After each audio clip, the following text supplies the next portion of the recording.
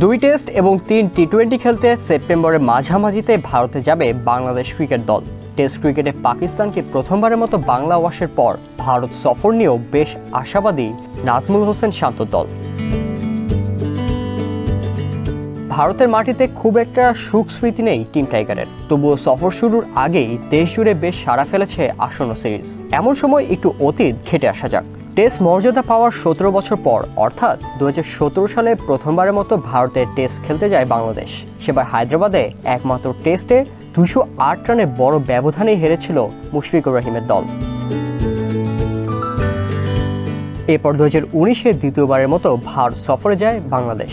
সেবার প্রথম পূর্ণাঙ্গ সিরিজে 2 টেস্ট ও 3 টি-20 খেলেছিল টাইগাররা। সেবার সিরিজে একটি টি-20 জিতলেও টেস্টে নাকানি চুবানি খেতে হয়েছিল বাংলাদেশকে। ইন্দোর ও কলকাতায় 2টি টেস্টই বাংলাদেশ হেরেছিল ইনিংস ব্যবধানে। অবশ্য কলকাতা টেস্টটি দুই দলের জন্যই একটু বিশেষ ছিল, কারণ সেই টেস্ট ম্যাচটি বাংলাদেশের জন্য প্রথম ও ভারতের মাটিতে ছিল প্রথম দিবারাত্রির টেস্ট, যার অন্য পরিচিতি পিঙ্ক বল টেস্ট হিসেবে।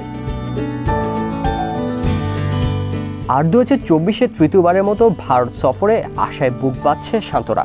এরই মধ্যে বাংলাদেশের বিপক্ষে টেস্ট সিরিজের জন্য দলও ঘোষণা করেছে ভারত, যেখানে 19 সেপ্টেম্বর শুরু চেন্নাই টেস্টের দলে বিরাট কোহলি, রোহিত শর্মা, জসপ্রীত বুমরা, রবিচন্দ্র অশ্বিন থেকে শুরু করে ভারতের টেস্ট দলে সব তারকাই আছেন, যা থেকে স্পষ্ট কোনোভাবেই টাইগারদের হালকাভাবে নিচ্ছে না ভারত। 19 থেকে 23 সেপ্টেম্বর হতে যাওয়া প্রথম টেস্ট হবে চেন্নাইয়ের এম এ চিদাম্বরম স্টেডিয়ামে। এই ভেন্যুতে এখনও পর্যন্ত কোনো টেস্ট না খেললেও টাইগারদের কাছে অপরিচিত নয় এই মাঠ। গত নভেম্বরে 2023 ওয়ানডে বিশ্বকাপে নিউজিল্যান্ডের বিপক্ষে খেলার পাশাপাশি 1998 সালে ত্রিদেশীয় সিরিজে কেনিয়ার বিপক্ষে একটি ম্যাচ খেলেছিল আকরাম খানের দল। অন্যদিকে দ্বিতীয় টেস্টের ভেন্যু কানপুরের গ্রিন পার্ক স্টেডিয়াম টাইগারদের কাছে পুরোপুরি অচেনা। বাংলাদেশ দল টেস্ট, ওয়ানডে, টি-20 মিলিয়ে ভারতের মাটিতে 34টি ম্যাচ খেললেও গ্রিন পার্কে খেলা হয়নি একটি ম্যাচও। সুতরাং ভারত সিরিজের চ্যালেঞ্জ হিসেবে বাড়তি এক মাত্রা যোগ করবে এই ভেন্যুটি।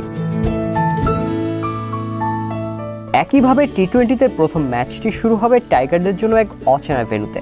গোয়ালিয়রের নিউ মাধব রাও সিন্ধিয়া ক্রিকেট স্টেডিয়ামে ভারতের বিপক্ষে 6 অক্টোবর টি-20-র প্রথম ম্যাচ খেলতে নামবে বাংলাদেশ। তবে টি-20 সিরিজের দ্বিতীয় ও তৃতীয় ম্যাচটি ভেন্যু নিয়ে কিছুটা স্বস্তি বোধ করতে পারেন। দিল্লি আর হায়দ্রাবাদ বাংলাদেশের কাছে বেশ পরিচিত। দিল্লির অরুণ জেটলি স্টেডিয়ামে এখনও পর্যন্ত 2টি ম্যাচ খেলেছে বাংলাদেশ। একটি 2019-এ ভারতের বিপক্ষে টি-20-তে, অন্যটি গত বছরের বিশ্বকাপে শ্রীলঙ্কার বিপক্ষে, যেখানে 2টিতেই জিতেছিল বাংলাদেশ। অন্যদিকে হায়দ্রাবাদের রাজীব গান্ধী স্টেডিয়ামে 2017 সালে টেস্ট খেলেছিল টাইগাররা, যেটিতে হারলেও সেঞ্চুরি করেছিলেন অধিনায়ক মুশফিকুর রহিম। আর টেস্ট ক্যারিয়ারের প্রথম 50 দেখা পেয়েছিলেন মেহেদী হাসান মিরাজ।